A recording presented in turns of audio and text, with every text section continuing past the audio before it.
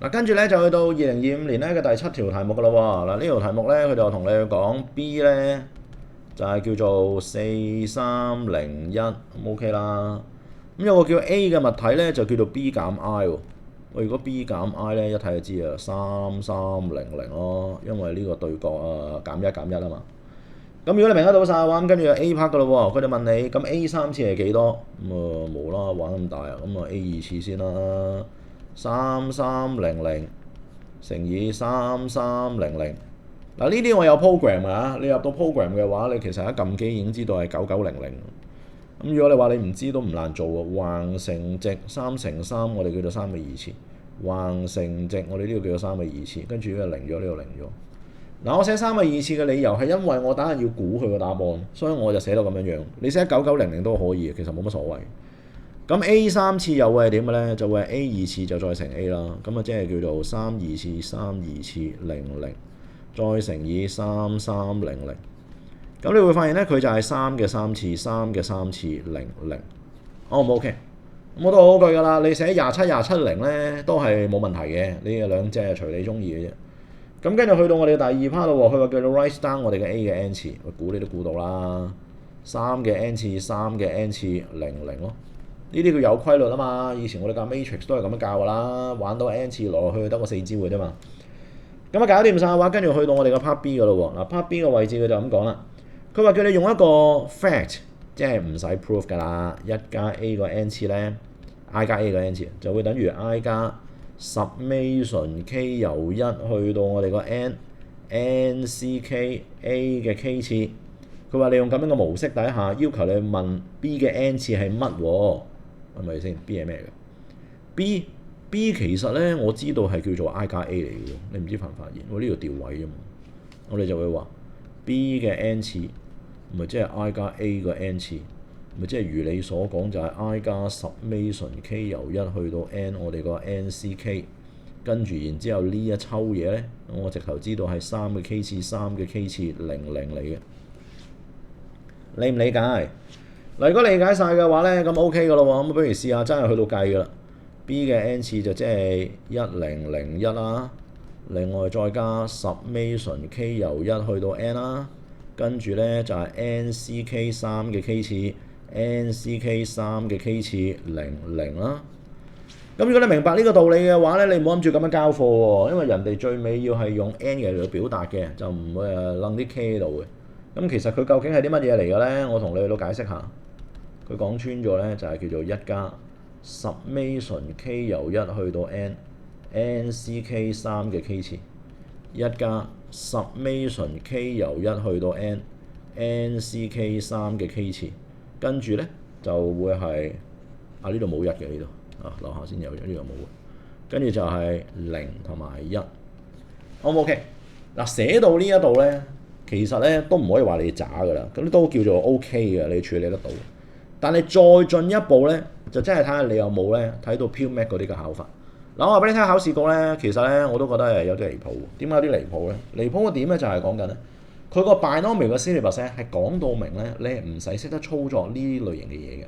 因為以前咧喺 Pure Math 嘅世界咧有個叫做 binomial identity。咁啊 Pure Math 嘅學生係要識嘅。咁我教 Pure Math 作業當然有教啦。咁但係咧，去到你哋 M2 咧係冇咗嘅。咁啊應該邏輯佢就唔考嘅，但係而家其實係考緊佢嘅，我等下解俾你聽。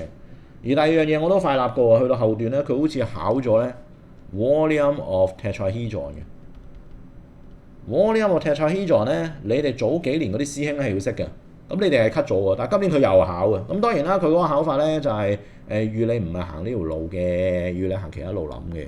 咁你咁樣兜都可以嘅，咁但係點講都好啦，其實都會覺得你可能睇嘅嘢要闊啲，你先至可能咧全面啲成份卷會識做晒。究竟佢呢一嚿嘢係咩嚟嘅咧？嗱，我同你去講啦，你可以去 consider 一件事，乜嘢叫做1加3嘅 n 次？嗱，1加 x 嘅 n 次你又聽得到啊，1加3嘅 n 次你可能少見啲。佢就係 summation k 由0去到 n c k 跟住 x 個 k 次。所以樓上就係 summation k 由0去到 n c k 乘以3嘅 k 次，你見唔見得到？嗱，某程度上啊，你會發現同樓上係完美地一模一樣啊，只不過呢個係1起加，呢個係0起加。咁如果唔見咗一個 term 會點呢？唔會爆炸嘅，你0咪墮落去咯。佢就係 NC0 乘以3嘅0次，再加10 k 由1去到 n3嘅 k 次。換言之，佢就係1加10 k 由1嘅 n 次乘以3嘅 k 次。嗱，我哋會發現得到一件咁樣嘅事實咯。如果你發現到呢個嘅事實嘅話，咁呢度就拆咗佢啦，唔關事。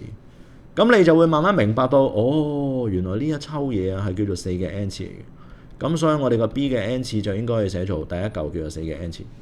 第二嚿嘢咧，喂，冇呢個加嘅喎，大佬，冇呢個加，4嘅 n 次減乜咯？因為你左右兩個，左邊有加1，所以你就 complete 嘅，都係叫做4嘅 n 次。右邊冇加，所以你要減翻1，0、1，呢個先係最終嘅答案。咁如果你冇 sensitive 到諗到關呢樣嘢事嘅話，咁你求其交樓上咧，可能佢就會扣你少少分啦。咁計到呢度嘅時間，老老實實都係我計啫嘛，我都驚自己錯啊。咁我自己係做翻個 checking 嘅方法好簡單，你試下 n 代落去 b 嘅1次就係叫做4嘅1次，4嘅1次減1，0、1，應該係叫做4301。我想問佢係咪4301啊？嗱，呢一個佢有寫噶嘛？你題目第一行已經寫咗俾你啦。咁你即係 make sure 到你自己其實係冇錯。咁成功咧就搞掂咗我哋嗰個嘅叫做 B part。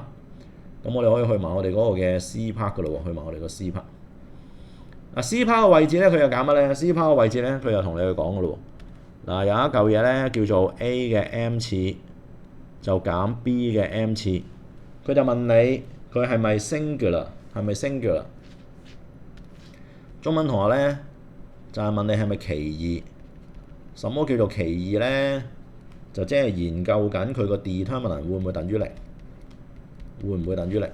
咁我點知啊？其實我都唔知㗎。咁我而家你將頭先你計到嘅嘢篤翻晒落去嘅啫。你呢個叫做3嘅 m 次，3嘅 m 次00啊嘛。咁如果你個 B 識得計頭先靚嘅版本，就有得繼續計落去啦。如果冇咧，其實而家都尷尬㗎啦，你都唔知點樣再砌落去。4嘅 m 次減1咧就01。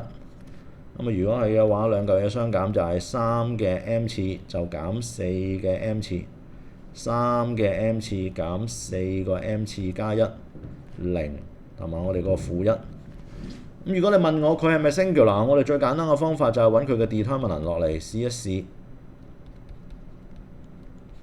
咁佢個 determinant 咧就會係呢兩嚿相乘減呢兩嚿相乘，不過乘0啊真係冇嘢睇，即係最終佢就會變咗做呢嚿嘢乘負1啊，就係4嘅 m 次減3嘅 m 次。咁佢嘅問題就係問你會唔會出現一個 positive integer 正整數嘅 m 值做到佢 singular？ 咁其實真係做唔到。你 m 代0先至得喎，4嘅0次減3嘅0次就真係0啦。但係如果你要係 positive integer 正整數咧，其實係做唔到。For m 等於 positive integer 正整數，咁所以其實咧係做唔到嘅，做唔到嘅就問你 yes or no， 答案就係 no 啦。O 唔 OK？咁 OK 晒嘅話咧，咁搞掂收工㗎啦呢一條題目。